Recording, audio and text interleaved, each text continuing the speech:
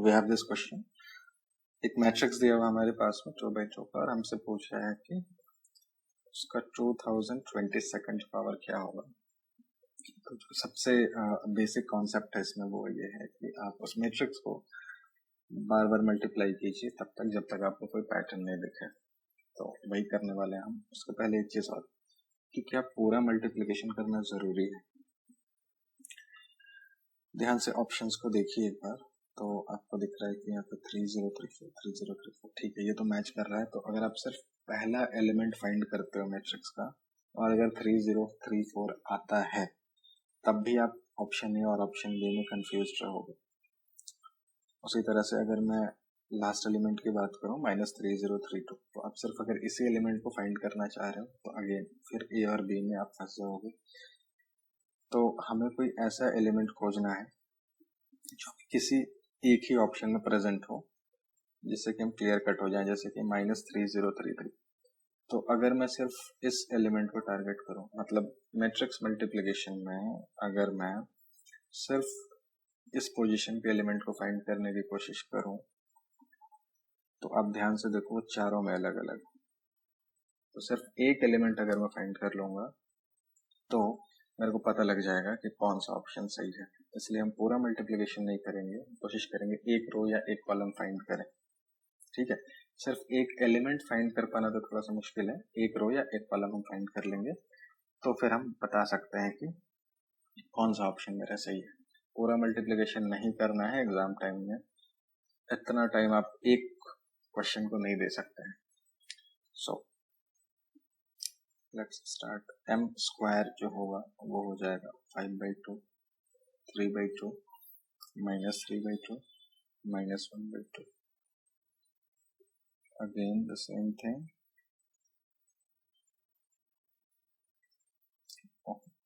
तो जब इसे मल्टीप्लाई करेंगे तो ये आ रहा है 25/4 -9/4 -15/4 -3/4।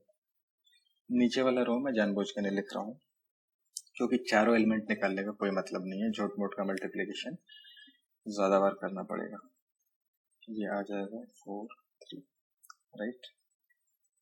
इतने से अपना काम हो जाएगा। अगर एक रो भी हमने पकड़ लिया तो आप ऑप्शंस देखो जरा। फर्स्ट रो की अगर मैं बात करूँ तो चारों के फर्स्ट रो अलग अलग है। सिर्फ अगर एक रो भी निकल गया तो हमें ऑप्शन एग्रीगेट करने में हेल्प हो जाएगी। नाउ एम क्यूब निकालने के लिए अगेन हम इसमें से मल्टीप्लाई करेंगे। अब एक क्वेश्चन ये भी पूछोगे कि पूरा रो निकालने की क्या जरूरत है, एक एलिमेंट भी तो निकाल सकते थे। लेकिन एक एलिमेंट निकलेगा नहीं। एक एलिमेंट इसलिए निकलेगा क्योंकि एक एलिमेंट निकालने के लिए आपको एक रो और एक कॉलम को मल्टीप्लाई करना होता है। तो टारगेट तो हमारा ये था कि ये जो -3033 वाला इस पोजीशन पे जो एलिमेंट है इसको फाइंड कर लिया जाए, क्योंकि ये चारों में अलग अलग है। बट इसको निकालने के लिए भी आपको एक रो और एक कॉलम मल्टीप्लाई करना पड़ेगा। मतलब आपके दोनों मैट्रिक्स में कम से कम एक रो और एक कॉलम होना चाहिए। तो इसलिए कम से कम एक रो तो हमें यहाँ पे रखना ही पड़ेगा, राइट। तो इसको आगे करते हैं। यह आ जाएगा 20/2 -9/2, 12/2 -3/2, फिर ये हो जाएगा 11/2 9/2। उसी तरह से m⁴ कितना हो जाएगा 11/2 9/2 multiplied by again the original matrix 3/2 -3/2 -1/2, and this will be 55/4 -27/4, 53/4 -9/4, and this is equal to 7 6। अभी तक हमें कोई पैटर्न नहीं मिला है। आई होप सो एक दो बार और मल्टीप्लाई करेंगे तो मिल जाएगा। 5/2 3/2 -3/2 -1/2, so this is 35/2 -18/2, 21/2 -6/2, and this is equal to 17/2 15/2। okay, one more time, m⁴ is again the same matrix 5/2 3/2 -3/2 -1/2, so this becomes 85/4 minus 45/4 and this is 51/4 minus 15/4 and this is equal to 10 and this is 9. Okay, तो ठीक है। अब देखिए ये m square है, 4/3 आया है, m to the power 4 में 7 6 आया है और m टू द पावर 6 में 10 9 आया है। तो अगर मैं इसको एक बार फिर से सेपरेटली लिखने की कोशिश करूँ तो जो पहला कॉलम था 4 3, m टू द पावर 4 में है 7 6 और m टू द पावर 6 में है 10 9, है ना। ठीक है, तो अब इसी तरह से अगर मैं m टू द पावर 22 में टारगेट करूँ तो ये देखो ये 3 का मल्टीपल्स चल रहा है, 3 6 9। तो यहाँ पे जैसे यहाँ 2 है तो फर्स्ट मल्टीपल है, 4 है तो सेकंड मल्टीपल है, 6 है तो थर्ड मल्टीपल है, तो मतलब हाफ हो रहा है उसका। तो 2022 है तो यहाँ पे 1011 इंटू 3 आना चाहिए। सो दिस विल बी 3033, राइट। मतलब ये जो भी पावर है ना m का, उसको हाफ करो और उसको 3 से मल्टीप्लाई करो तो आपको ये मिल रहा है। ऐसा रिलेशन है। आप पहले वाले नंबर को भी रिलेट कर सकते हो, 4 7 10 इसको भी रिलेट कर सकते हो, कोई दिक्कत नहीं है, बट ये वाला थोड़ा ज्यादा ऑब्वियस दिख रहा है। सो आपका जो सेकंड एलिमेंट होना चाहिए फर्स्ट रो का वो होना चाहिए 3033। अब अगर ऑप्शंस देखें तो उस हिसाब से 3033 सिर्फ एक ही ऑप्शन में है और वो है option A. So option A is correct. अच्छा, अब 6 बार मल्टीप्लाई करना कोई छोटी बात नहीं होती है। अगर आपके पास में 3/3 का मैट्रिक्स होता तो आप जानते हुए भी कि 6-7 बार मल्टीप्लाई करोगे तो आंसर आ जाएगा, आप एग्जाम में नहीं कर पाते क्योंकि बहुत ज्यादा लेंदी हो जाता। तो एक अप्रोच और है ऐसे क्वेश्चंस को करने का, वो मैं बता रहा हूँ। उसके लिए हम यूज करते हैं बाइनोमियल थ्योरम। बाइनोमियल थ्योरम इस केस में यूज करने की एक शर्त है कि a plus B to the power n तब डिफाइन होगा जब A B is equal to B A हो, मतलब ये कम्यूट करें, राइट। ये रियल नंबर्स की तरह नहीं है कि ए बी कुछ भी हो, आप कहीं भी किसी भी मैट्रिक्स पे आप बाइनोमियल थ्योरम लगा दीजिएगा, इनका कम्यूट होना जरूरी है, ठीक है। जो सबसे सेफ तरीका होता है, अगर आप ए और बी दो अलग अलग तरह के मैट्रिक्स ले रहे हो बिल्कुल नॉर्मल टाइप के, तो फिर आपको मल्टीप्लाई करके देखना होगा कम्यूट कर रहा है कि नहीं कर रहा है। Plus there is a risk कि उतनी मेहनत करने के बाद आप दो मैट्रिसेस लेके आते हो और ना कम्यूट करे तो फिर सारी मेहनत बेकार है। तो फिर हम यहाँ पे क्या करेंगे कि हम कोशिश करेंगे ना एक मैट्रिक्स को आइडेंटिटी मैट्रिक्स बनाने का। क्यों ऐसा हम क्यों चाहते हैं कि एक मैट्रिक्स मेरा आइडेंटिटी मैट्रिक्स बने? वो हम इसलिए चाहते हैं कि अगर किसी मैट्रिक्स में आप आइडेंटिटी मैट्रिक्स से मल्टीप्लाई कर रहे हो, पोस्ट मल्टीप्लाई या फिर प्री मल्टीप्लाई कर रहे हो, तो वो हमेशा सेम रिजल्ट देंगे। मतलब अगर एक मैट्रिक्स आपका आइडेंटिटी है और दूसरा चाहे कोई भी हो, अगर मल्टीप्लिकेशन पॉसिबल है तो वो कम्यूट जरूर करेंगे। So AI is equal to IA। So it is always safe कि आप एक मैट्रिक्स को जब तोड़ें बाइनोमियल थ्योरम लगाने के लिए तो एक मैट्रिक्स को आप आइडेंटिटी मैट्रिक्स रखें, क्योंकि आप श्योर होंगे पहले से कि वो कम्यूट करेगा ही करेगा और उस पर बाइनोमियल थ्योरम लग जाएगा। ठीक है, तो हमारे पास मैट्रिक्स क्या है, M जो गिवन है वो है 5/2 3/2 -3/2 -1/2। इसको मेरे को तोड़ना है दो मैट्रिसेस में जिसपे मैं बाइनोमियल थ्योरम लगा पाऊँ। अब दो मैट्रिसेस में तोड़ने के लिए हम एक को आइडेंटिटी मैट्रिक्स से बनाएंगे। क्यों बनाएंगे? अप्रोच समझ में आ रहा है आपको। बाइनोमियल थ्योरम लगाना है और वो अप्लीकेबल होने के लिए जो दोनों मैट्रिसेस हैं जिस पे आप बाइनोमियल थ्योरम लगाने जा रहे हो वो कम्यूट करने चाहिए। और सबसे सेफेस्ट वे ये है कि एक मैट्रिक्स आपका आइडेंटिटी मैट्रिक्स, क्योंकि वो हर हाल में कम्यूट करेगा दूसरे मैट्रिक्स के साथ में। तो थोड़ा सा इजी करने के लिए, देखो इसको डायरेक्टली भी कर सकते हो, बट थोड़ा सा इजी करने के लिए मैं हाफ बाहर कर ले रहा हूँ ताकि चीजें थोड़ी और क्लियरली आपको दिखे। कोई जरूरी नहीं है हाफ बाहर निकालना, आप वैसे भी इसको तोड़ सकते हो, कोई दिक्कत नहीं। तो हाफ बाहर निकाल लिया। अब मैं यहाँ पे इस मैट्रिक्स को दो पार्ट में तोड़ना चाहता हूँ, तो मैं यहाँ पे एक आइडेंटिटी मैट्रिक्स बनाना चाहता हूँ, प्लस जो भी बच जाएगा वो यहाँ पे लिखना चाहता हूँ। अच्छा, अब आइडेंटिटी मैट्रिक्स तो होगा 1 0 0 1, ठीक है, बट चूंकि यहाँ पे हाफ है और हम चाहते हैं कि ये हाफ उसके अंदर मल्टीप्लाई होने के बाद आइडेंटिटी मैट्रिक्स बने, तो हम इसको 2 0 0 2 लिखेंगे ताकि ये हाफ जब इससे मल्टीप्लाई हो तो ये आइडेंटिटी बन जाए।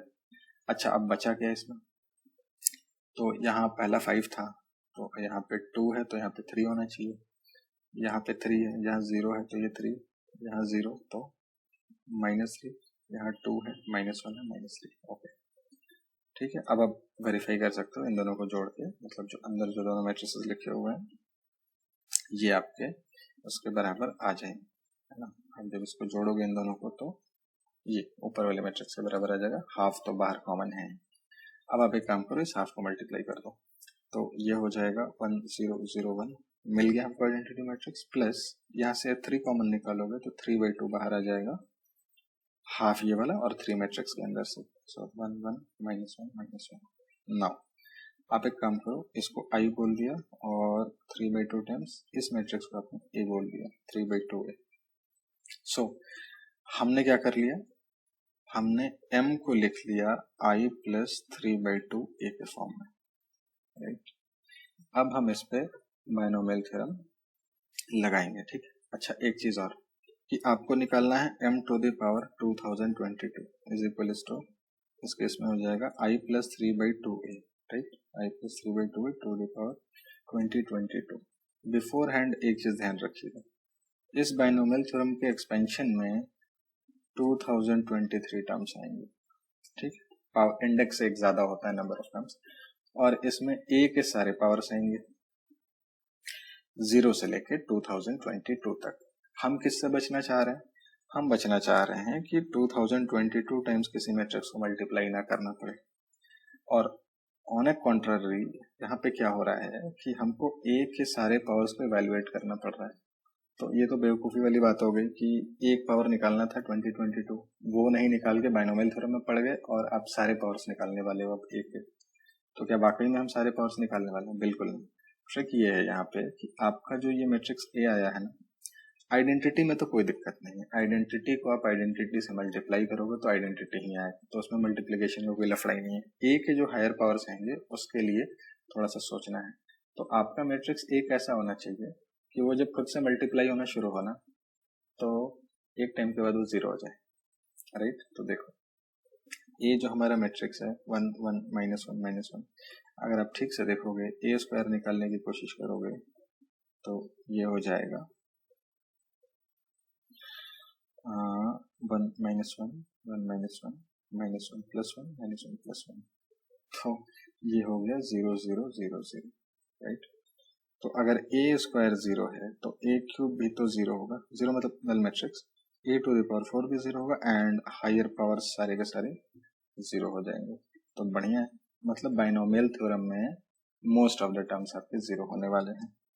और अगर ये कंडीशन नहीं फुलफिल होती है तो फिर आप बाइनोमियल थ्योरम से इस क्वेश्चन को नहीं लगाएंगे, नहीं लगा सकते। क्यों नहीं लगा सकते? क्योंकि आपको 2023 टर्म्स मिलेंगे इसमें और सब में a का एक इंक्रीजिंग पावर होगा, और अगर वो 0 नहीं होता है तो आपको बार बार a को मल्टीप्लाई करना होगा, तो ये ओरिजिनल क्वेश्चन से भी टफ हो जाएगा, राइट। बट इस अप्रोच को आप ट्राई जरूर कीजिएगा, क्योंकि क्वेश्चन जनरली वैसे फ्रेम किया जाता है कि वो जब इस फॉर्म में टूटे, जैसे यहाँ i + 3/2 a के फॉर्म में टूटा है तो a के हायर पावर्स 0 हो जाते हैं, अदरवाइज कैलकुलेशन तो बहुत ज्यादा बढ़ जाएगी, फिर क्वेश्चन में कोई मतलब ही नहीं है, या आप एक मैट्रिक्स को इतनी बार मल्टीप्लाई करते चलो।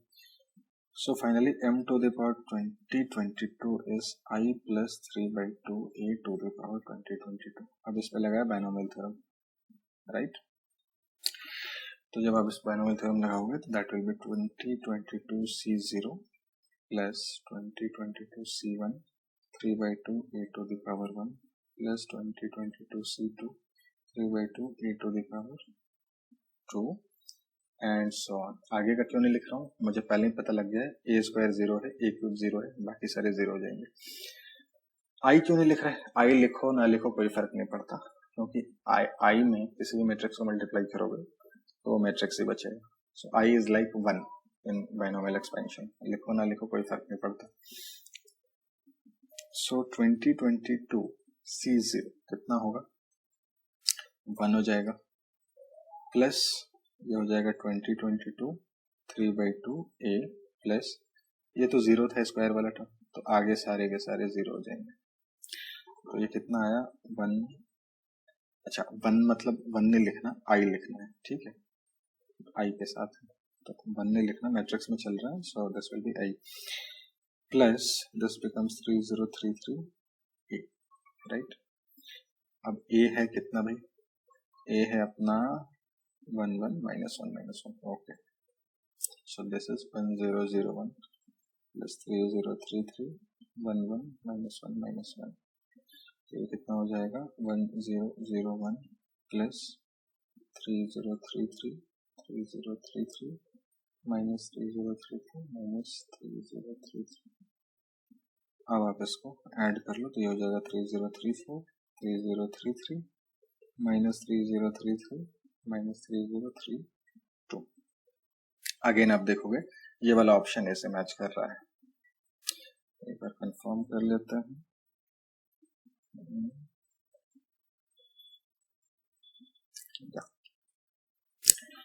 So it is matching with option A. So अगर इन दोनों अप्रोचेस में मैं बात करूं तो जो डायरेक्ट मल्टीप्लाई करने वाला मेथड है उसमें दिमाग नहीं लगाना, आपका कैलकुलेशन ठीक होना चाहिए, तो आप कैलकुलेट करते जाइए। और उम्मीद है कि जनरली क्या होता है 3-4 बार में पैटर्न देखना शुरू हो जाता है, बट यहाँ पे 6 बार में दिखा, हो सकता है 8 बार में दिखे, तो आपके पास पेशेंस है, आपका कैलकुलेशन ठीक है, तो आप सीधा सीधा कोई दिमाग मत लगाइए, मल्टीप्लाई करते चलिए, आपको पैटर्न दिखेगा ही दिखेगा। अदरवाइज आप कम मेहनत करना चाहते हैं तो थोड़ा सा अपना दिमाग यूज कीजिए और उस मैट्रिक्स को identity plus some other matrix के फॉर्म में ब्रेक कीजिए और उसमें बाइनोमियल थ्योरम अप्लाई कीजिए। आइडेंटिटी में ही क्यों ब्रेक करना है, एक मैट्रिक्स आइडेंटिटी क्यों होना चाहिए, ताकि कम्यूट करे, वहां पे श्योरिटी है भी कम्यूट करेगा। और क्या हर बार आइडेंटिटी मैट्रिक्स बनाना जरूरी है, ऐसा जरूरी नहीं है, कई बार क्वेश्चन ट्रिकी होता है, आपको दूसरे तरह का मैट्रिक्स भी मिल सकता है जो कम्यूट करे। ऐसा तो है नहीं कि सिर्फ आइडेंटिटी ही कम्यूट करता है किसी और मैट्रिक्स के साथ में, हो सकता है 2 अलग अलग मैट्रिक्स हो बिल्कुल नॉर्मल से, वो भी आपस में कम्यूट कर लें, तो वो आपके डिस्कशन के ऊपर है, आपकी सूझबूझ के ऊपर है, आप कैसे करते हो। बट पहली कोशिश ये रहेगी कि हम एक मैट्रिक्स आइडेंटिटी बनाएं, राइट। और मेरा रिकमेंडेशन भी यही है कि अगर आपको नहीं समझ में आ रहा है या आप दिमाग नहीं लगाना चाहते हैं तो अब श्योरली आप आइडेंटिटी मैट्रिक्स ही बनाइए, राइट। क्योंकि मेरे हिसाब से 99.9% केसेस में आइडेंटिटी मैट्रिक्स ही आता है। अगर बहुत ज़्यादा स्पेशल केस है, बहुत कुछ अलग करने की कोशिश की गई है क्वेश्चन में, then that's a different thing. Otherwise आप आइडेंटिटी मैट्रिक्स बनाइए प्लस जो भी दूसरा मैट्रिक्स आएगा वो उस पर बाइनोमियल थ्योरम लगाइए। तो पहला वाला मेथड थोड़ा दिमाग लगाने वाला नहीं है, मेहनत करने वाला है। दूसरा वाला जो मेथड है इसमें थोड़ा दिमाग लगेगा बट मेहनत आपको कम करनी पड़ेगी। So this is it.